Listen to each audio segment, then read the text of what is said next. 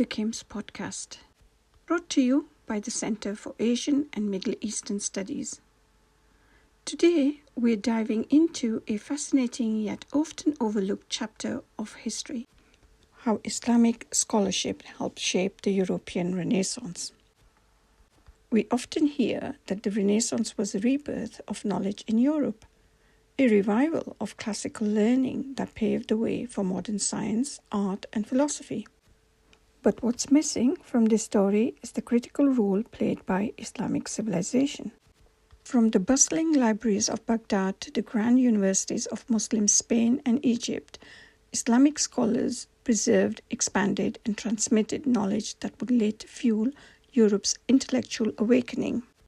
So why is this crucial chapter of history often lost in mainstream narratives? And how did Islamic thought shape the very foundations of the European Renaissance? Let us uncover the hidden links between these two great civilizations. Islamic scholarship is the bridge between civilization. To understand Islam's intellectual impact on Europe, we need to go back to the 8th and the 9th centuries, when the Islamic world was experiencing a golden age of knowledge and discovery. The Abbasid Caliphate, centered in Baghdad, became a hub for scholars, scientists, and philosophers from diverse backgrounds. One of the most significant institutions of this era was the House of Wisdom, known in Arabic as Bayt al-Hikmah, in Baghdad. Established by Caliph al-Ma'mun, this center became the heart of translation and scholarship. Here, the Arabic-speaking scholars played a pivotal role in the preservation and advancement of knowledge by meticulously translating essential texts from Greek, Persian, and Indian sources into Arabic. Their work encompassed a wide array of disciplines, including philosophy, medicine, astronomy, mathematics, and more, laying the groundwork for future discoveries and enriching the intellectual tradition. Thinkers like Al-Farabi, Ibn Sina, known in the West as Avicenna, and Al-Khwarizmi built upon Greek philosophy, developed new medical theories, and pioneered algebra, laying the groundwork for advancements that would later transform Europe. Meanwhile, in Muslim Spain, Al-Andalus, cities like Córdoba, Toledo, and Seville became centers of learning. The libraries of Al-Andalus housed hundreds of thousands of books at a time when many parts of Europe had only small monastic collections. And this is where the connection of Renaissance begins: Europe's rediscovery of knowledge.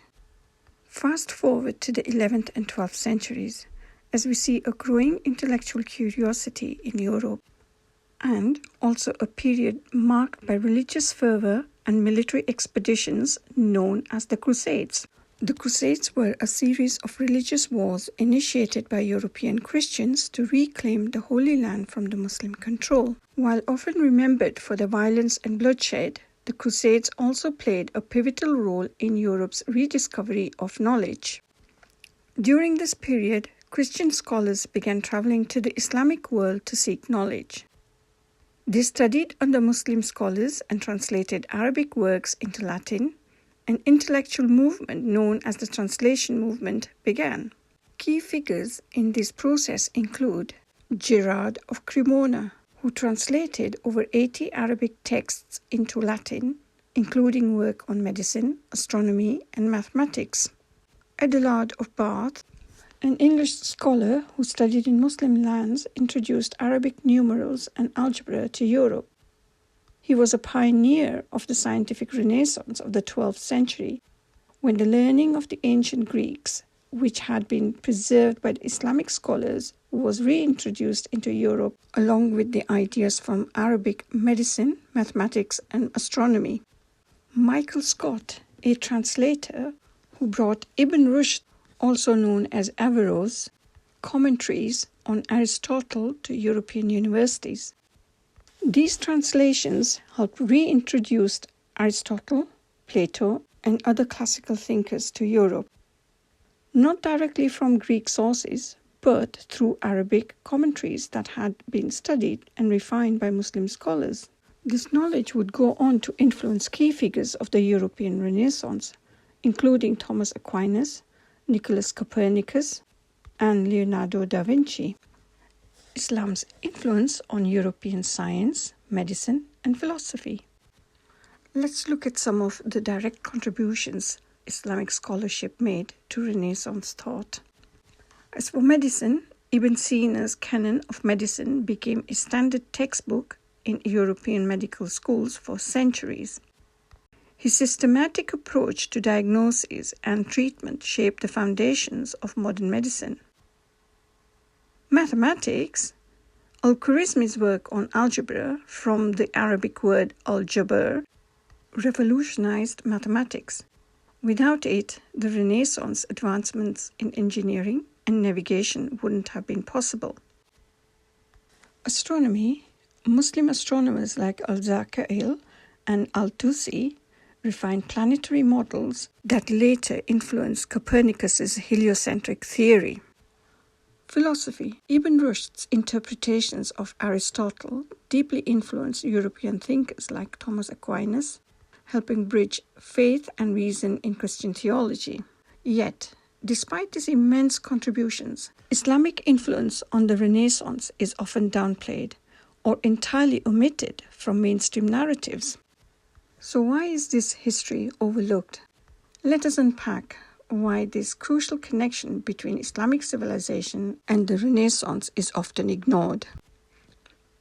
One reason is Eurocentrism, the tendency to frame history as a story of European progress, often minimizing or excluding non-European contributions. Another reason is the legacy of the Crusades and later colonialism, which shaped European perceptions of the Islamic world. Over time, the idea of a clash of civilizations overshadowed the historical reality of knowledge exchange and collaboration. But recognizing Islam's role in shaping the Renaissance isn't just about giving credit where it's due. It's also about understanding history as an interconnected story, where civilizations build upon each other rather than existing in isolation. Why this matters today? Understanding the shared intellectual heritage of Islam and Europe is not just a historical exercise. It has real implications today.